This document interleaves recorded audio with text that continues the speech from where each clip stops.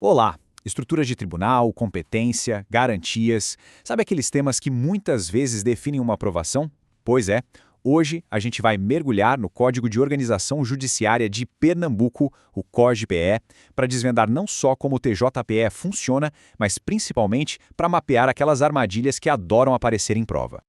Nosso roteiro tem 5 paradas bem estratégicas. A gente começa com a estrutura básica, depois dá uma espiada nos órgãos internos, entende o poder de julgar, aí a gente para numa sessão especial só para as pegadinhas e, no final, um resumo para garantir que o essencial ficou.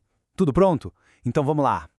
Beleza? Vamos começar pelo alicerce, pela fundação do Tribunal de Justiça de Pernambuco. Afinal, quem são as pessoas que formam o tribunal? Como elas chegam nesses cargos? E o que garante que elas possam trabalhar com independência? E o primeiro ponto para já fixar na mente é este número aqui, 52. É exatamente essa quantidade de desembargadores que compõem o TJPE. As bancas de concurso, olha, adoram trucar esse número, então anota aí e não esquece mais, são 52. A Casa do Tribunal fica em Recife, na capital.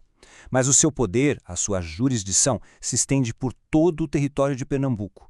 Isso quer dizer que uma decisão tomada lá vale do litoral ao sertão, sem exceção. Agora, uma pergunta importante. Como é que um juiz se torna desembargador? E aqui está um ponto que confunde muita gente. Não é de um jeito só. O acesso funciona de forma alternada. Pensa assim, uma vaga é preenchida pelo mais antigo na carreira, um critério puramente de tempo. A vaga seguinte vai para quem se destaca pelo merecimento, por uma avaliação de desempenho. Esse equilíbrio é a chave. E uma vez no cargo, os desembargadores têm uma garantia poderosíssima, a vitaliciedade. O que isso quer dizer na prática? Quer dizer uma segurança enorme para julgar sem sofrer pressão de ninguém. A perda do cargo é algo muito, mas muito raro e só acontece se houver uma sentença judicial definitiva da qual não cabe mais nenhum recurso. Certo, já entendemos a base. Agora, vamos abrir as portas do tribunal e ver como essa máquina funciona por dentro. Quais são as suas peças, os seus órgãos oficiais. A estrutura oficial do TJPE se divide nestes 5 órgãos principais que a gente vê na tela. Lá no topo de tudo, o Tribunal Pleno. Abaixo dele, temos o órgão especial, as sessões, as câmaras e, claro, quem administra o dia a dia, a presidência, as vice-presidências e a corregedoria. É essa a engrenagem que faz tudo girar. Se a gente olhar para as funções de cada um, fica bem fácil de entender. O Tribunal Pleno é o chefão, o órgão máximo. As sessões e as câmaras são a linha de frente, onde a maioria dos processos é julgada no dia a dia. Já a corregedoria atua como se fosse um controle de qualidade, fiscalizando e orientando para garantir que os serviços funcionem bem. E por falar na corregedoria, atenção aqui que esse detalhe vale ouro em prova. O mandato do corregedor-geral é de 2 anos e a lei permite sim a reeleição. É uma pegadinha clássica dizer que a reeleição é proibida. Não é, é permitida. Bom, agora chegamos num dos temas mais importantes, a competência. Em outras palavras, quais casos já nascem grandes, já começam a ser julgados diretamente lá no TJPE, sem nem passar pela primeira instância? É aqui que a gente vê o real poder do tribunal. O legal dessa tabela é que ela deixa tudo preto no branco. Governador, secretários de Estado, deputados estaduais, todos esses, se cometerem crimes comuns, são julgados originalmente pelo TJPE. Mas, olha bem o X vermelho, prefeito municipal, não.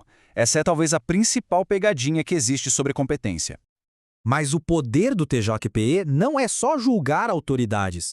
Ele também é a corte original para ações de um impacto gigantesco, como, por exemplo, decidir se uma lei estadual é constitucional, julgar um mandado de segurança contra um ato do governador e até resolver brigas de competência entre 2 juízes.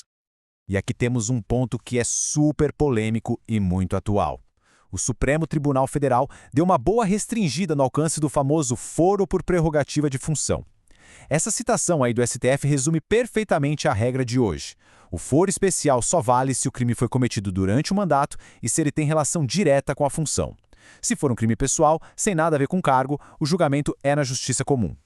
Agora, atenção total. Chegamos na seção que pode ser a diferença entre acertar ou errar uma questão decisiva. Vamos focar em desarmar 3 das pegadinhas mais clássicas sobre o TJPE. Primeira pergunta-chave, bem direta. As sessões no TJPE são sempre, em todos os casos, sem nenhuma exceção, públicas? O que você acha?